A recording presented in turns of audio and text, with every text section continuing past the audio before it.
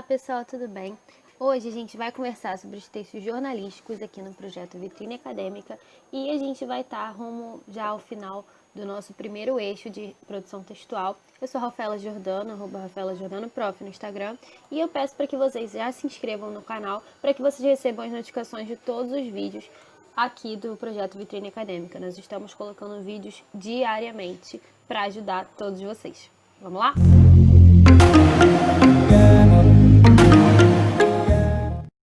Então, gente, para começar o nosso papo aqui sobre o texto jornalístico, primeiro a gente tem que começar pensando sobre quais são os objetivos, né? Então, eu trouxe aqui alguns para que vocês possam ter esse contato.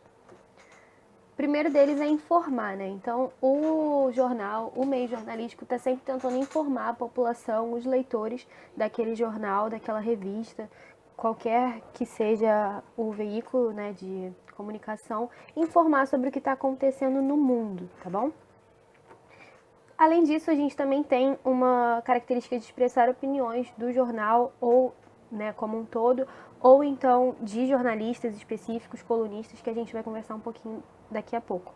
Mas, enfim, ele também expressa opiniões sobre essas informações que ele está transmitindo.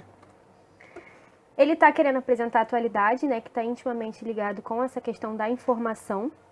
Então é importante a gente estar sempre atento aos meios oficiais e mais famosos, digamos, do meio jornalístico, então como jornais, revistas, e não se prender em relação às questões, né, da internet, que a gente ainda não tem tanta possibilidade de confirmar algumas informações que a gente recebe. Então a gente sempre tem que focar nos meios oficiais e que a gente confia. A gente tem que entreter o público também, então a gente pode ver que através da informação sendo levada, a gente pode ter o entretenimento, a gente vai ver um exemplo daqui a pouco, então também tem esse objetivo. E formar uma opinião, né? Formar um senso crítico na população, nos leitores do jornal, revista, enfim, de quem está consumindo esse material. Além disso, a gente tem uma questão que é a imparcialidade. Eu coloquei esse e a interrogação para a gente poder debater, porque isso é um assunto perigosíssimo, tá? A gente não pode acreditar que existe uma imparcialidade total em relação a qualquer coisa, né? Quando a gente omite alguma coisa, a gente está colocando uma carga parcial. Quando a gente, como meio jornalístico, né, deixa de falar sobre alguma coisa, isso também está trazendo um lado da história que você está deixando de contar. Então a gente não pode crer que existe uma imparcialidade total, tudo bem? Sempre tem um lado que você está beneficiando. E é interessante a gente pensar que nos jornais, e principalmente hoje em dia com os sites dos jornais, etc., a gente consegue ver como que é a posição do jornal, não só no editorial, que a gente vai ver daqui a pouco, que é um gênero específico, um gênero textual específico do meio jornalístico, mas também a gente consegue ver as características e as posições que esse jornal tem como um todo e os objetivos que ele tem com esses posicionamentos, tudo bem? Então, deixando claro que não existe imparcialidade e, enfim, a gente sempre está contornando, né, alguma situação quando a gente deixa de falar ou fala de determinada forma, de determinada maneira sobre algum assunto. Então aqui eu trouxe essa tirinha, essa charge, na verdade, que traz essa questão do entretenimento que eu estava conversando com vocês quando a gente estava falando dos objetivos, né?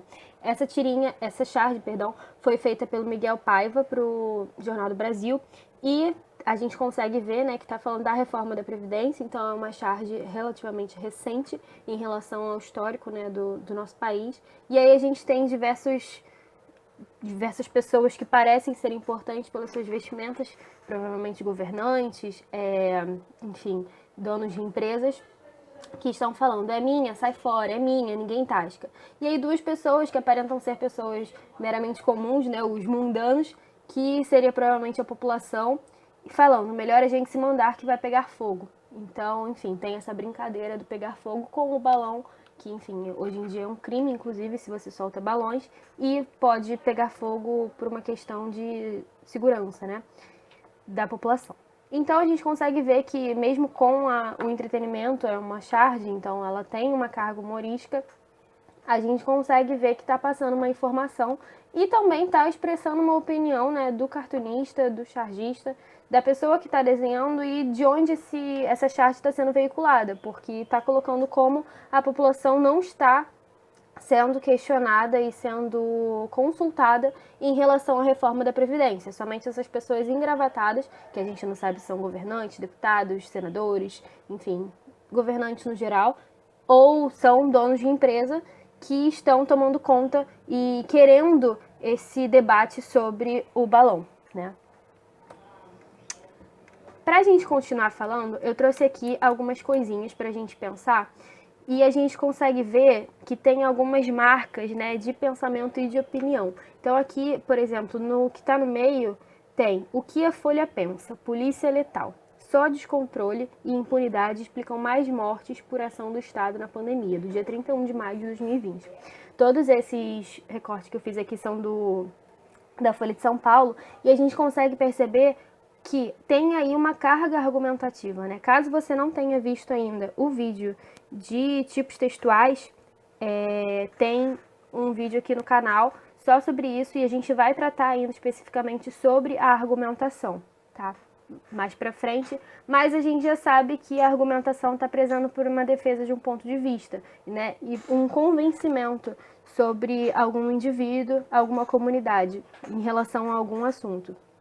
E aqui a gente vê que são pensamentos tanto do próprio jornal, que é a Folha de São Paulo, então o que a Folha pensa, e isso demonstra um editorial, porque é um posicionamento não só de um colunista, de um jornalista, mas de todo o corpo da editora, da revista, do jornal.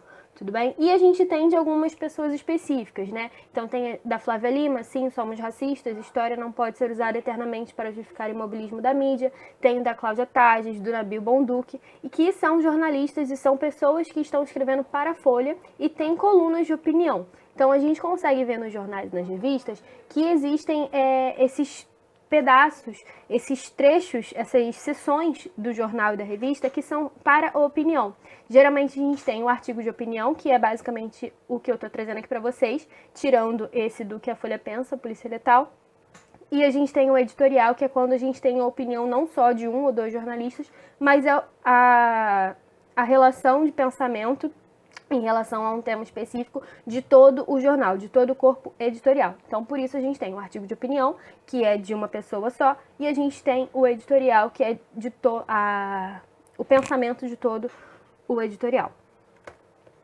Além disso, a gente também tem no jornal, que não é mais tão comum porque a gente, né, não consome mais tanto o jornal em papel, a gente acaba vendo muito mais na internet, na mídia digital, mas a gente tem hoje talvez uma atualização, né? Que é o anúncio.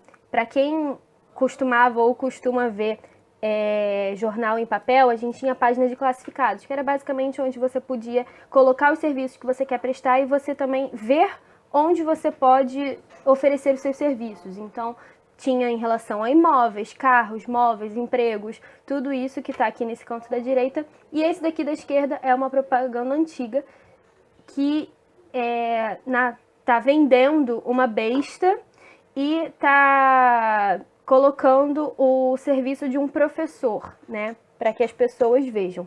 Então esses dois aqui são do mesmo gênero textual, que é o classificados, e hoje em dia a gente teria talvez uma derivação que seria a página de anúncios, né? Quando a gente está aqui na internet, a gente também recebe diversos anúncios e isso poderia talvez, mas isso seria papo ainda para ser estudado nas academias, né, e nas faculdades, sobre ter então uma nova variação do gênero textual classificados, mas ele está bem presente no jornal. A gente também tem no meio jornalístico que é a entrevista, e aí eu coloquei aqui o print para vocês verem do nosso projeto aqui no YouTube, para que vocês vejam que a gente tem, né, essa modalidade de entrevista aqui no próprio canal do Vitrine Acadêmica para que vocês vejam. E isso é muito comum no meio jornalístico, porque você está entrevistando e levando conhecimento para a população e conversando, né, com uma pessoa que é autoridade naquilo. Então aqui a gente tem, por exemplo, a fisioterapeuta Gisele. Ela é uma autoridade porque ela já tem, né, todo o conhecimento sobre isso, e o Alexandre Alvim, que é o responsável pelas entrevistas, acabou fazendo a entrevista com ela, também fez com o Eduardo, que é dublador, enfim. Isso é um gênero entrevista que está presente no meio jornalístico. Bom, aqui a gente também tem notícia e reportagem, que é basicamente quando a gente está contando sobre um determinado fato que aconteceu na atualidade. Então, por isso que eu tinha comentado com vocês sobre o dever do meio jornalístico e o objetivo, né, que alguns deles são informar e manter a população atualizada. Então, aqui a gente tem alguns sobre bem recentes, né, sobre a questão do Covid-19, as manifestações contra racismo e fascismo que estão acontecendo no Brasil, a questão do atendimento ao público via telefone, né? Como a gente sabe, a gente está no meio de uma pandemia, então muitas coisas tiveram que ser renovadas e reformuladas para que continuassem funcionando. E também tem aqui uma notícia que é muito feliz, que é o primeiro município em Sergipe sem registro do novo coronavírus. E, enfim, isso tudo é para mostrar para vocês que a notícia e a reportagem elas estão levando ao público informações pertinentes àquela determinada comunidade.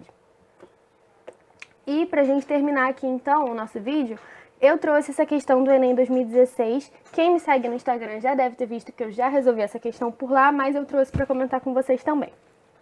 Então vamos lá. Fraudador é preso por emitir atestados com erro de português. Mais um erro de português leva um criminoso às mãos da polícia. Desde 2003, MOP, de 37 anos, administrava uma empresa MM que falsificava boletins de ocorrência, carteiras profissionais e atestados de óbito, tudo para anular multas de trânsito. Amparados pela documentação fajuta de MOP, um motorista poderia alegar às juntas administrativas de recursos de infrações que ultrapassou o limite de velocidade para levar uma parente que passou mal e morreu a caminho do hospital. O esquema funcionou até setembro, quando o MOP foi indiciado atropelar a gramática.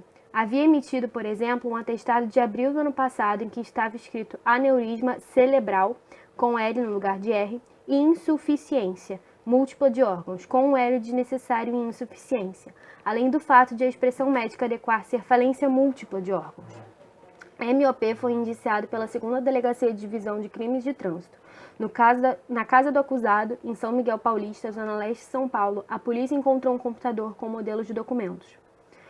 Bom, esse foi o texto da questão, agora vamos ao enunciado. O texto apresentado trata da prisão de um fraudador que emitia documentos com erros de escrita. Tendo em vista o assunto, a organização, bem como os recursos linguísticos, depreende-se que esse texto é letra A, conto, porque discute problemas existenciais e sociais de um fraudador. B, notícia, porque relata fatos que resultaram no indiciamento de um fraudador. C, crônica, porque narra o imprevisto que levou a polícia a prender um fraudador. D, editorial, porque opina sobre aspectos linguísticos dos documentos redigidos por um fraudador. Ou E, piada, porque narra o fato engraçado de um fraudador descoberto pela polícia por causa de erros de grafia.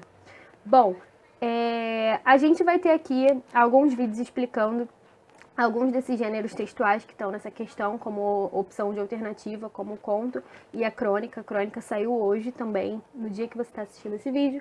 Então, se você ainda não viu, você pode ver daqui a pouquinho, quando você terminar. Tá bom? Vamos então às alternativas, né? Conto, porque discute problemas existenciais e sociais de um fraudador. Bom, para quem já conhece o conto, sabe que o conto não está tratando, né, nessa estrutura sobre esse fraudador que foi pego pela polícia. O conto ele está muito mais ligado a uma narrativa ficcional e que, enfim, não necessariamente está ali levando de uma maneira tão objetiva, né, como está nesse texto. B, notícia, porque relata fatos que resultaram no indiciamento de um fraudador. Bom, é essa a resposta, né, gente? A gente está... a notícia, esse texto é uma notícia porque está relatando fatos e informações sobre um acontecimento que oferece a possibilidade do leitor entender o que está acontecendo no mundo dele, no contexto dele. Então, a nossa resposta é a letra B mesmo.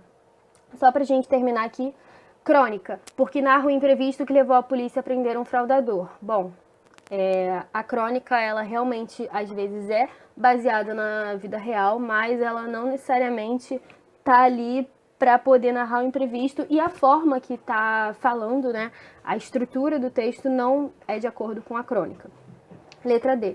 Editorial, porque opina sobre aspectos linguísticos de documentos redigidos por um fraudador. Bom, como eu falei, o editorial ele é muito mais ligado à opinião do jornal, do corpo de jornalistas e colunistas de um jornal, do que em relação a informar, né? E a gente não consegue ver uma carga opinativa aqui nesse texto. Então, a gente descarta essa opção também. E a última, piada porque narra o fato engraçado de um fraudador descoberto pela polícia por causa de erros de grafia. Bom, se você achou engraçado, tudo bem.